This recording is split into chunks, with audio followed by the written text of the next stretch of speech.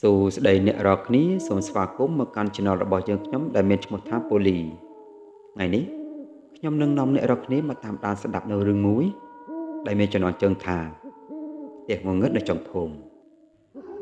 ក្នុងចុងភូមិមួយដែលស្ងប់ស្ងាត់មានផ្ទះឈើដ៏ចាស់មួយដែលគេបានទុកចោលជាច្រើនឆ្នាំមកហើយផ្ទះនោះស្ថិតនៅជុំវិញព្រៃតូចមួយហើយជុំវិញមានដើមឈើធំធំដែលធ្វើឲ្យកន្លែងនោះមើលទៅដូចជាងងឹតស្រមោលស្រមៃនៅពេលថ្ងៃវាមើលទៅដូចជាផ្ទះធម្មតាមួយដែលត្រូវបានគេបោះបង់ចោលប៉ុន្តែពេលយប់វិញមានបរិយាកាសគួរឲ្យខ្លាចខ្លាំងណាស់មនុស្សនៅក្នុងភូមិតែងតែប្រាប់គ្នាមកថាពេលយប់កាន់តែជ្រៅទៅគេអាចឮសូរសំឡេងចម្លែកចេញពីផ្ទះនោះអ្នកខ្លះបានឮសូរសំឡេងដើរលើដើមឈើអ្នកខ្លះទៀតបានឮសូរសំឡេងគោះទ្វារបិទបាក់ដោយខ្លួនឯងមានមនុស្សមួយចំនួននិយាយថាពេលព្រះច័ន្ទកំពុងតែភ្លឺគេបានឃើញស្រមោលមនុស្សជួរនៅមុខបង្អួចជាច្រើនឆ្នាំមុនមានគ្រួសារមួយដែលរស់នៅក្នុងផ្ទះនោះប៉ុន្តែយប់មួយមានហេតុការណ៍ដ៏អាថ៌កំបាំងបានកើតឡើងហើយបន្ទាប់ពីយប់នោះទៅមាននរណាឃើញគ្រួសារនោះទៀតឡើយផ្ទះត្រូវបានបិទនិងមិនមាននរណាហ៊ានទៅរស់នៅក្នុងទីនោះទៀតទេមេក្មេងនៅក្នុងភូមិភ័យខ្លាចខ្លាំងណាស់ពេលបានឮរឿងនេះពេលពួកគេបានដើរឆ្លងកាត់ក្បែរផ្លូវនៅផ្ទះនោះពួកគេតែងតែរត់ឲ្យលឿនប៉ុន្តែមានក្មេងប្រុសម្នាក់ឈ្មោះថាវិរៈគាត់ជាមនុស្សដែលក្លាហាននិងចង់ដឹងរឿងការពិតគាត់មិនដែលជឿថាខ្មោចមានពិតនោះទេថ្ងៃមួយគាត់បាននិយាយទៅកាន់មិត្តភក្តិរបស់គាត់ពីរនាក់ដែលមានម្នាក់ឈ្មោះថាសុខានិងតារាមនុស្សគ្រប់គ្នាបាននិយាយថាមានខ្មោចប៉ុន្តែគ្មាននរណាម្នាក់ធ្លាប់ទៅមើលផ្ទះនោះពិតៗនោះទេបើសិនបើយើងមើលយើងប្រហែលជាអាចដឹងការពិតបានសុខានិងតារាមើលមុខគ្នាពួកគេភ័យប៉ុន្តែចង់ដឹងហើយក៏ឲ្យធ្វើឲ្យពួកគេចង់ទៅមើលដែរនៅទីបំផុតពួកគេបានសម្រេចចិត្តថាពួកគេនឹងទៅផ្ទះនោះនៅយប់ថ្ងៃសៅរ៍យប់ថ្ងៃសៅរ៍ក៏បានមកដល់ព្រះច័ន្ទបានបំភ្លឺនៅលើមេឃហើយខ្យល់ត្រជាក់បានផ្លុំឲ្យស្លឹកឈើលឺសូរស្រាវស្រាវវិរៈសុខានិងតារាបានដើរយឺតទៅកាន់ផ្ទះចាស់ពេលពួកគេចូលទៅជិតវាមើលទៅធំនិងងងឹតជាងដែលពួកគេបានគិតវាផ្ទះបានបើកបន្តិចដូចជាមាននរណាម្នាក់ចាំបើកទុកឲ្យអញ្ចឹងវិរៈបាននិយាយថាតោះយើងមើលតែបន្តិចប៉ុណ្ណោះគាត់បានរុញទ្វារលឺសូរក្រៀកសំឡេងទ្វារក៏បានលឺសូរយ៉ាងខ្លាំងក្នុងសភាពស្ងាត់នៃពេលយប់ខាងក្នុងផ្ទះងងឹតនឹងពោពេញទៅដោយធូលីមានតែសាច់អំបោះពីងពីងព្យួរនៅគ្រប់ទីកន្លែងពេលពួកគេដើរចូលទៅដល់កណ្ដាលបន្ទប់សុខាបានបំភ្លឺភ្លើងពិលភ្លាមនោះ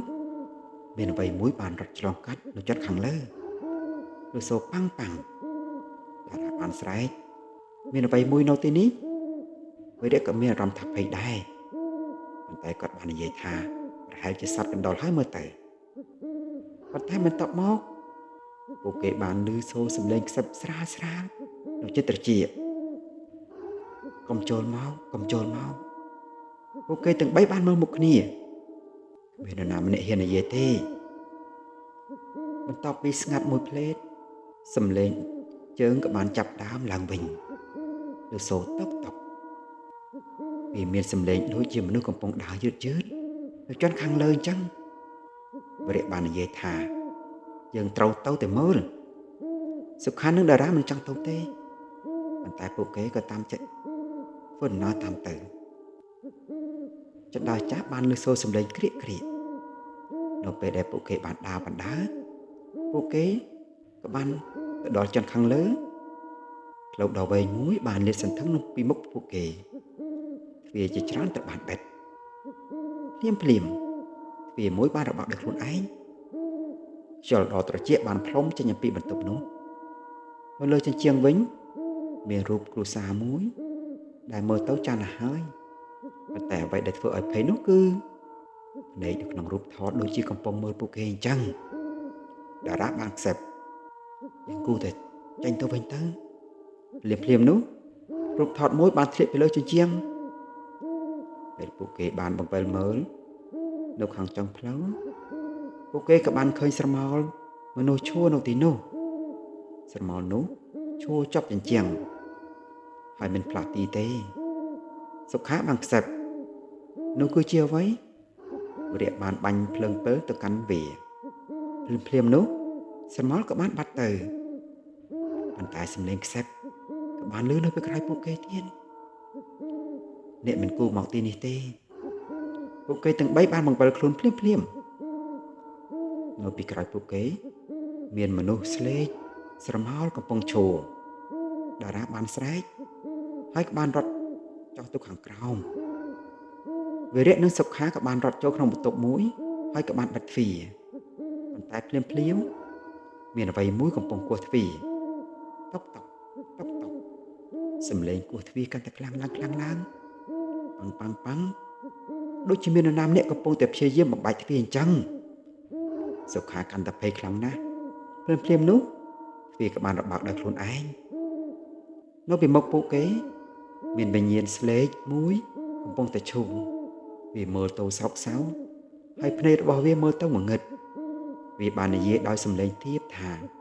ជួយខ្ញុំផងវិញ្ញាណនោះក៏បានបង្ហាញឲ្យពួកគេឃើញមើលទៅខាងលើប្រអប់ឈើនៅក្រោមគ្រែ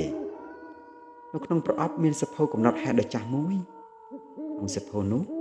បានសរសេរអំពីគ្រោះថ្នាក់ដែលបានកើតឡើងនៅក្នុងផ្ទះនោះមានភ្លើងឆេះដ៏ធំមួយ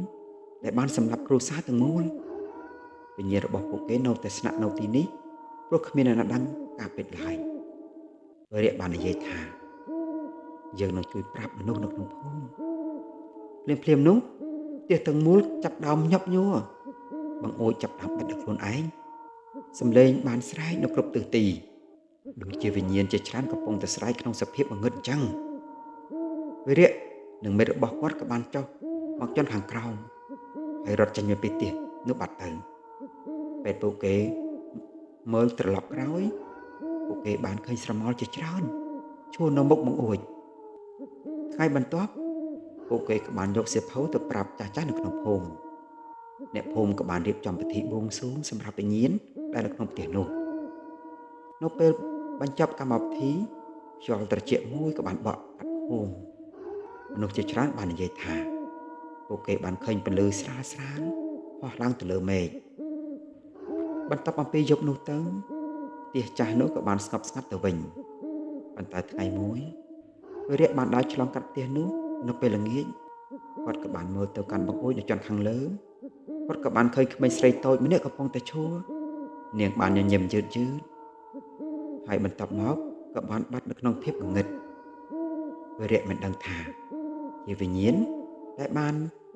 ទៅដោយសុខសាន្តឬយ៉ាងណានោះទេឬមួយថានៅក្នុងផ្ទះនោះនៅតែមានអ្វីមួយនៅទីនោះ